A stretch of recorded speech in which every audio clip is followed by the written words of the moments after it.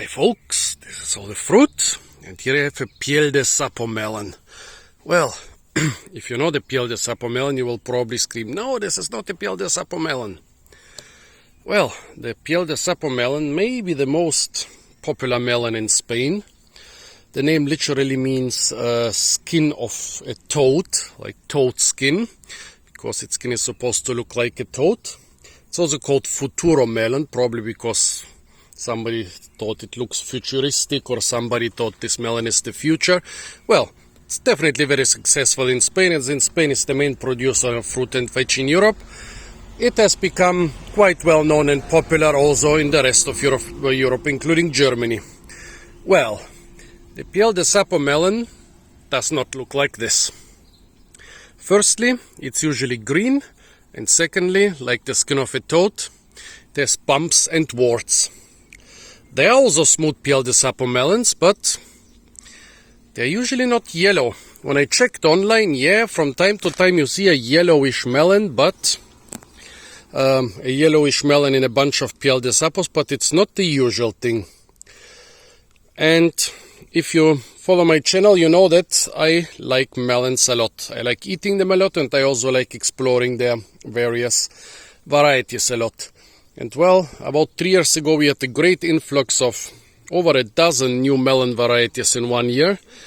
Now it has become, melon hunting in Germany has become kind of boring. Well, at least when it comes to the varieties, to new varieties. But in the last years I've noticed that some melon varieties are changing.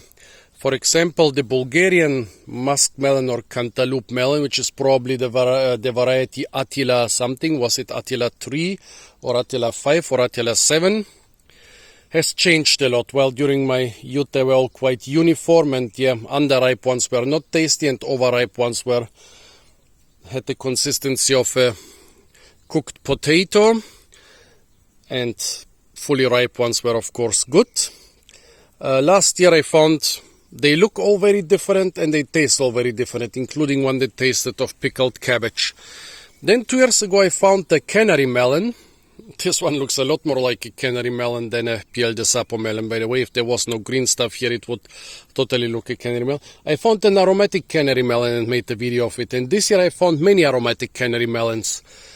And then I found this Piel de Sapo melon basically by accident. I had taken a totally different melon, and when I put my other stuff on a shelf where no melons should be, just to get some buns, I saw this Piel de Sapo melon and I had to have it. Yeah, so I think there is something going on with this Piel de Sapo melon. What could be going on with it? Well, Piel de Sapo, just as the canary melon, are of the variety inodoros. They shouldn't have any musky smell. This one has a weak musky smell on its rind, and the sweetish smell inside is also quite a lot stronger than the smell of a Piel de Sapo melon should be. However, I'm not so sure. Well, half a year ago, even a couple weeks ago, I would have said probably this is some sort of crazy new hybrid, but now I'm not 100% sure. Let me tell you why. With the canary melon, usually they are harvested completely underripe, just like with the Piel de Sapo melon. Both are very popular modern melon varieties because they can last for weeks and even months without any trouble on the shelf if you don't mistreat them too much. So I think they are being harvested completely underripe. Well, the Bulgarian melon, even if you harvest it underripe, it's not gonna last forever on the shelf. But Piel de Sapo, just as well as the other ones, like what they call cantaloupe here and what they call Gallia melon here, and also the canary melon, they all last basically forever. And I think a big part of the secret is they are picked completely underripe. So I think maybe the very aromatic canary melons, and also this very strangely colored and a bit aromatic Piel de Sapo melon, they could actually be melons that were overlooked and were allowed to ripen on the vine, and when they were found half ripe or pretty ripe, they were still harvested and sold. So I'm really curious, as I said, Variety inodorus shouldn't have any smell, but the rind has a bit of a musky smell. And the inside actually smells like the Bulgarian cantaloupe melon, which is totally different from what you get in the West. Very softened with a short shelf life, but much tastier. Color-wise, the inside here looks more or less like a Piel de Sapo melon. Pinkish orangish around the seeds, the flesh, the yellowish color. It's soft. The tip is soft, so I'm sure it's ripe. Now the most important thing, the taste.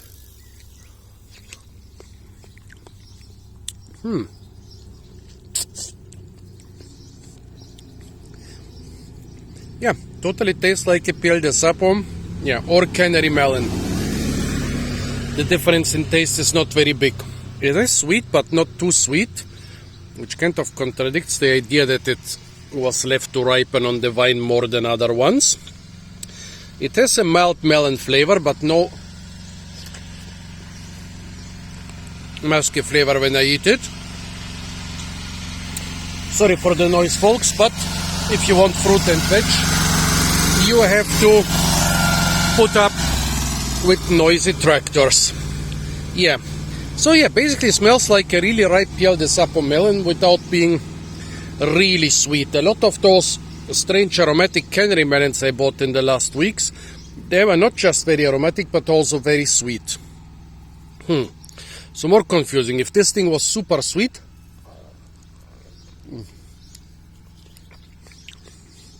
that would be less confusing. It's soft and ripe, but it's just sweet. Not very sweet, not super sweet.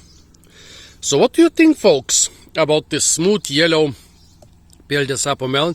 There were a lot of normal looking Piel de Sapo melons in the box, and a couple which look like this, but as I said, I picked the ones that was the yellowest and the softest. Do you think this is a Piel de Sapo melon that's just more ripe, or maybe just on the yellowish side?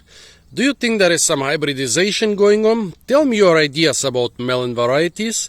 Well, by the way, yeah, melons, you can propagate them by grafting, but also mostly they're propagated by seeds because it's easier and cheaper. So keep that in mind when you tell me your opinion. Apart from that, stay tuned for a lot more fruit videos from the beautiful and incredibly fruit-rich city of Heidelberg in Germany. And don't forget to like, share, comment, and subscribe.